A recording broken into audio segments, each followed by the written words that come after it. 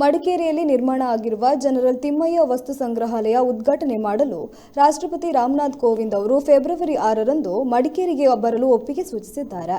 General Thimmaiah ಹುಟ್ಟಿದ ಮನೆ ಸನ್ನಿಸೈಡ್ನಲ್ಲಿ ಅಪೂರ್ವ ಮ್ಯೂಸಿಯಂ ಗಮನ ಸೆಳೆಯಲಿದೆ.